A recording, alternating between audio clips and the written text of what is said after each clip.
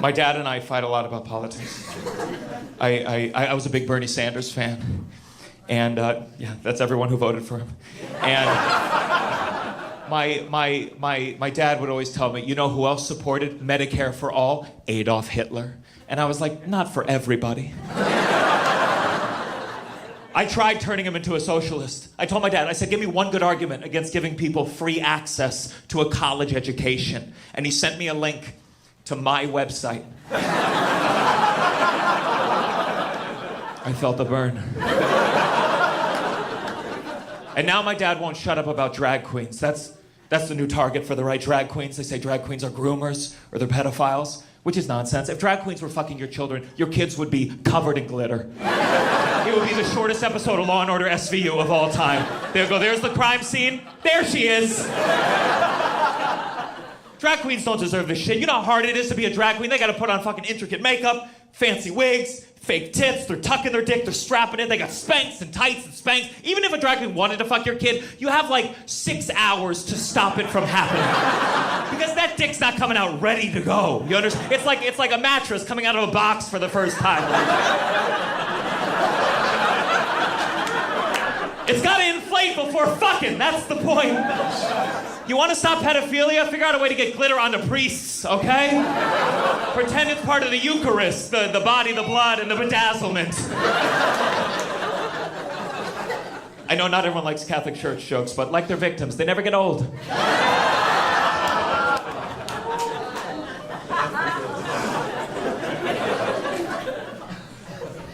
This is great. Performing in a wood shop. I kind of feel like Pinocchio. But instead of wanting to be a real boy, I want to perform in a real venue.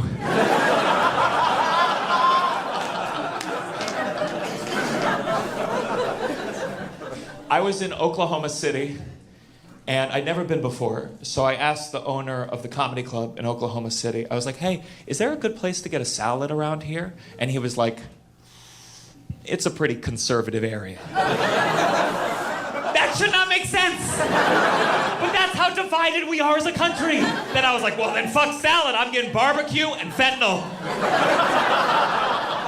And I know fentanyl's more bipartisan in Los Angeles, but the other part's true. If I'm in a new city, I look up how many Planned Parenthoods they have. Because if there's none, they bring that pulled pork to term.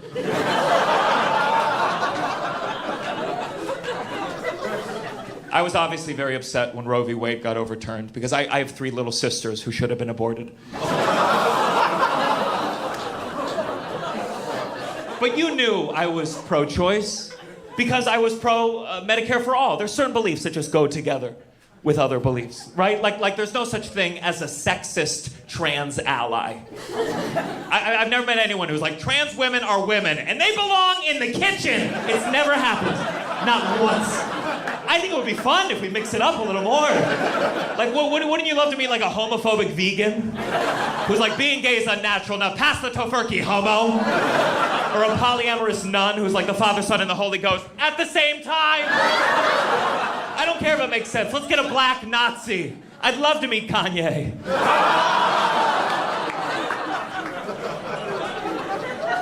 Can you imagine how bummed Hitler would be to meet his biggest fan right now? I hope I didn't offend any of you. That's my parents raised me better than that. I remember when I was a little kid, my mom was driving me to ballet practice, and shut the fuck up. And Mark Anthony was playing on the radio, and I've always been a big Mark Anthony fan, so I was like, Mom, turn it up! It's Mark Anthony! I love Mark Anthony! My mom was like, sweetheart, no, that's not Mark Anthony. That's Enrique Iglesias. And I gotta remember, I was a little kid, so cut me a little slack. I was like, they all sound the same. My mom turned off the radio. She said, Gianmarco, that is racist. I don't ever want to hear you talk like that again. She turned the radio back on, and the DJ was like, that was Ricky Martin with Livin' La Vida Loca.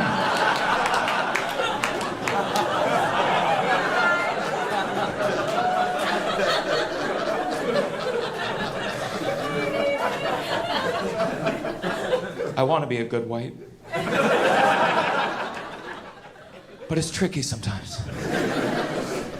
Like, I live in a neighborhood in New York called Harlem. And if you don't know Harlem, it's a historically black neighborhood. I live across the new Whole Foods on Malcolm X Boulevard, which is what he would have wanted. And I was in Harlem for all of 2020. I was there for the Black Lives Matter movement. And I remember going online looking for ways to help, and some people were like, checking on your black friends, and other people were like, leave your black friends alone. And I remember thinking like, I gotta get some black friends. But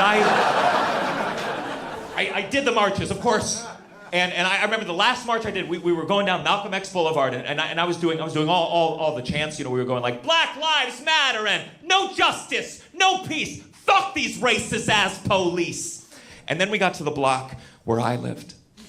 And everyone started chanting, hey, hey, ho, ho, these gentrifiers have got to go.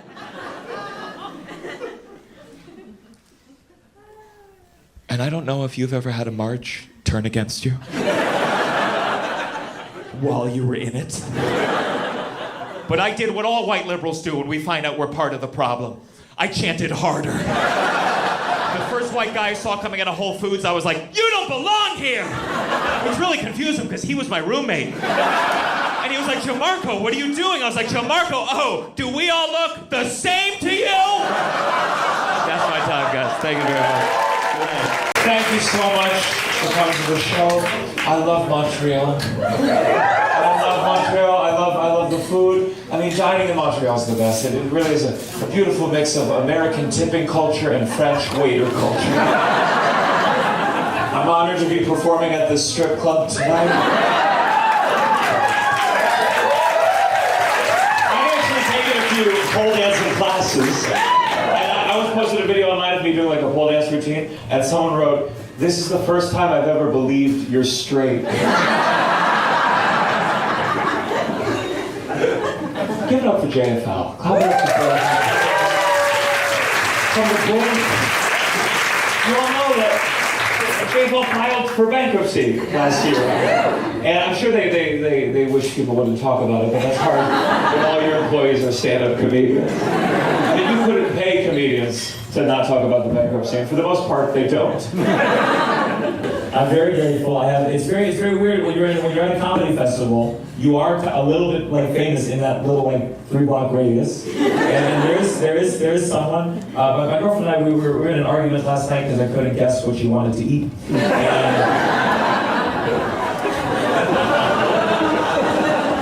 And as we were arguing, a woman came up and said, "Oh my God, I'm a big fan of your work. I got you a T-shirt." And she gave it to me. And it's, in that moment, I almost wanted to turn to my girlfriend and be like, I'm not gonna go with her. I love you, but I'm gonna go with the one who's not hungry.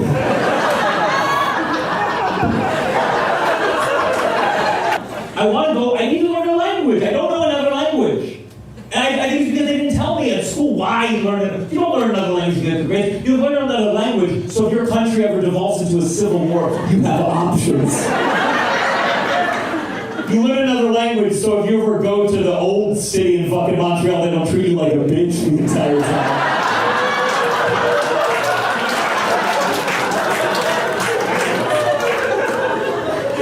I went to fucking food court. They said, do you have an English menu? They said, no. I said, I'll have that.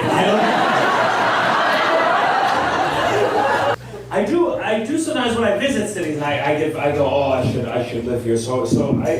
While I'm here, let me just ask, for those of you who live in Montreal, what sucks about Montreal? Okay. Oh, we could laugh for real. What sucks? Potholes? Potholes. Shut the fuck up. Potholes? Potholes. Is that big a problem?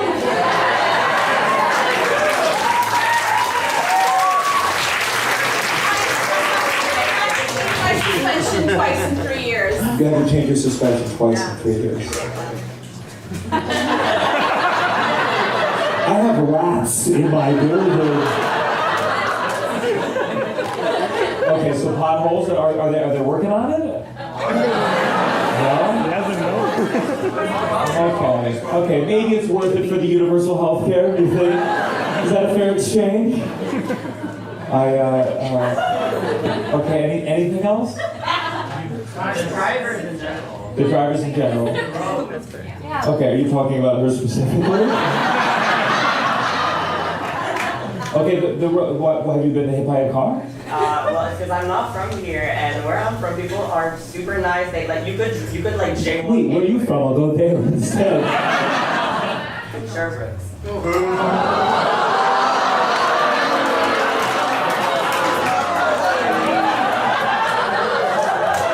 My camera person said that's not even a city.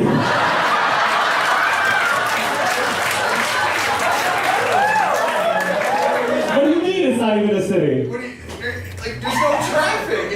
Oh yeah, you're like the one car in my village is quite nice.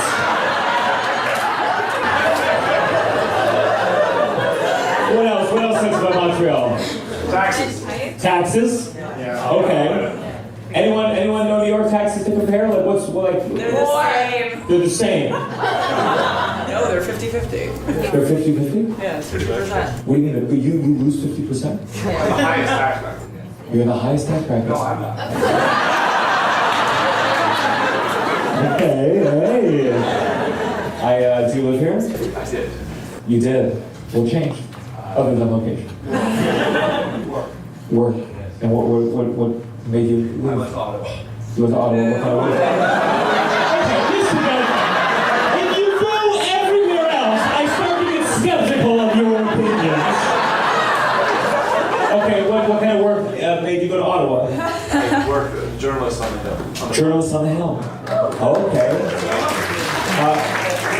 Based on, wait, hold on. You don't even know what kind of journalism. You're like, I'm the one who finds every Justin Trudeau blackface pic. And I had to move to Ottawa because I'm out of work.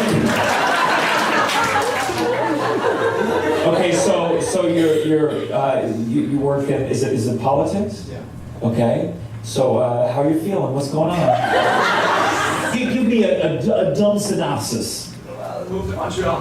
That's the best synopsis. Don't go to Ottawa. Oh, okay. I was talking about a political synopsis. It's busy. It's busy. It's not supposed to be busy in the summer. It's very busy. It's very busy. So what's some drama happening right now? Donald Trump. Donald Trump. Yeah. So what's the tariff? Trade, the tariff. The trade. Yeah. Where's it at right now? It's hard to keep track. It is. It is. Jesus Christ! What are your articles like?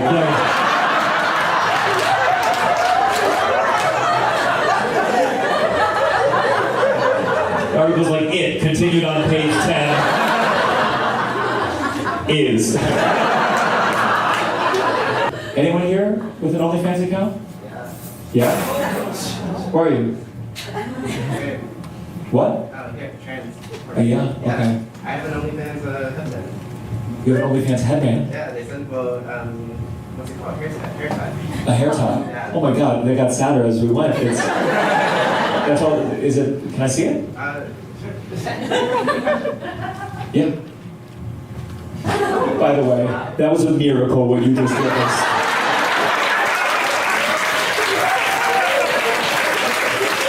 You know that there's an infinite number of universes. This is the only one where I caught something.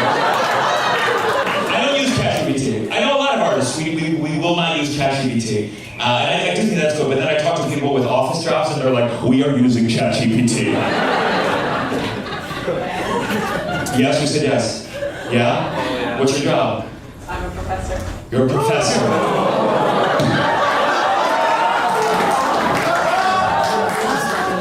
You're using the ChatGPT to grade the papers your students wrote with ChatGPT.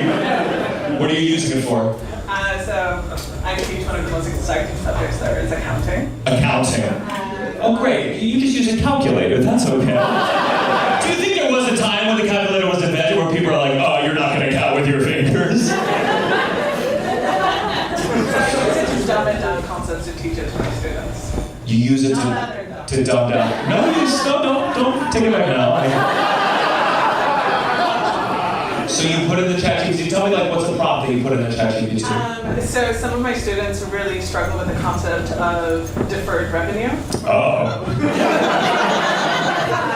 I am too close to the subject, and so I know that what makes You're too close to the subject of deferred revenue. Let me ask who bought you tickets to the show tonight. Whoever bought tickets, she's not paying you back anytime soon. She's a little too close to the subject. something that to them seems complicated, but to me it's like obvious. So what do you put in the prompt though? Like, how do you teach? Explain this to someone who's never heard of deferred revenue the first time, kind of situation. Okay. Does the ChatGPT ever give you a little like, isn't that your job?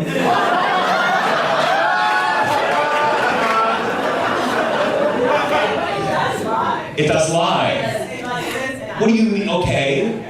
Can we be careful with the word lie? It doesn't lie. It's not a person. Okay, tell me a lie that it told you. Did you say, how does my hair look today, ChatGPT? Oh, that's all. I'm sorry, I know you're not used to talking to people.